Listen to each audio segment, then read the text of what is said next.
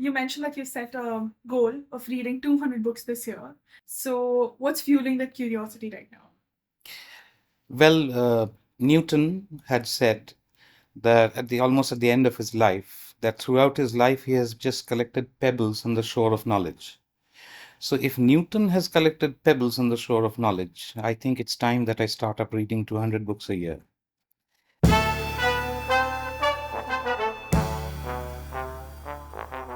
I am Suchinto Majumdar.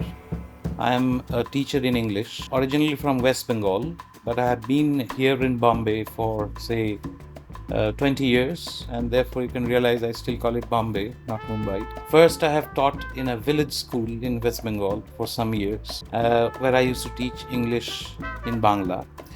Then I taught at a college over there again, short time. Then I shifted over here. I taught at an institute here, a school, ICSE and State Board and CBSE as well.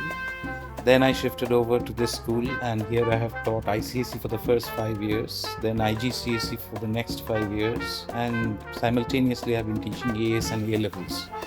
And other than that, well, I actually would like to call myself more of a learner than a teacher. How does being a student yourself shape how you teach? There are two things which came to my mind when you asked this question. One is that the birthday of a child is the birthday of the mother or the parents. Similarly, basically, when a teacher takes up the profession, and if he or she likes it, by choice he has become a teacher, then it's a never-ending process of learning which starts there. So, other than becoming a teacher, actually one is becoming a student rather than having the supremacy of thought, which is ego actually. The more I'm reading with children, the more I'm realizing that there's so much more to be read. And unless I read that up at the right point of time, I will be depriving myself, my students as well. And above all, I'll be not getting the satisfaction which I still can get at the age that I'm in. Do you feel like you're learning just as much from students as they are learning from you? This is debatable, and I'm myself not sure whether which one is learning more from the other. And I don't think that can be quantified in that way. It's more of qualitative. What I'm understanding is that I am giving them a knowledge which I had started acquiring probably 30 years ago.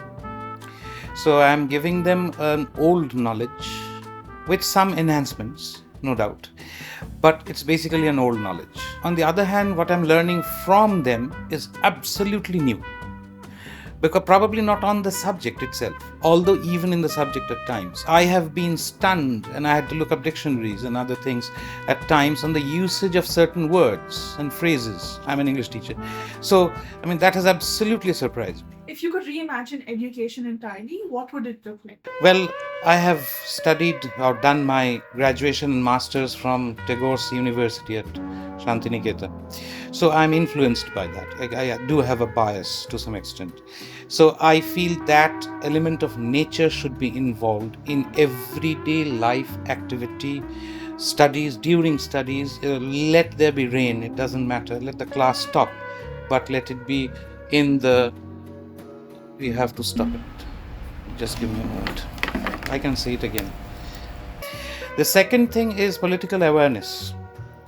And this is a wrong idea to think that we are not old enough, mature enough, grown up enough, and therefore we should shirk away the responsibility of politics or consciousness of politics.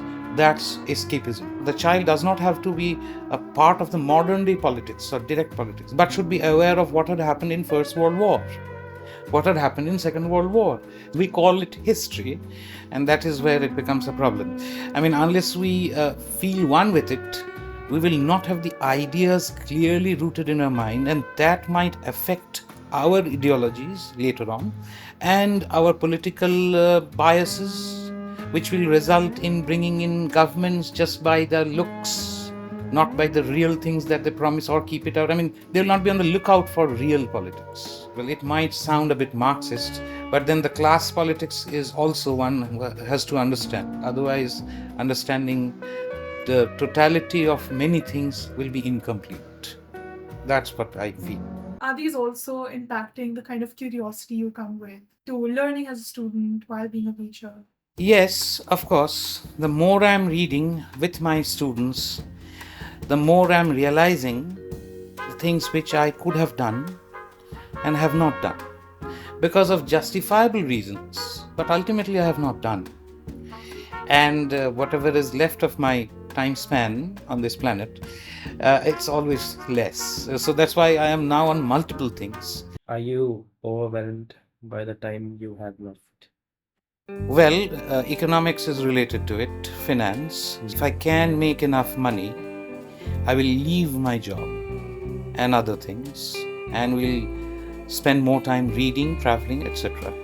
Then I do not think I am running short of time because I set very clear-cut goals to me. I do not expect I'll be able to read entire history of all the world.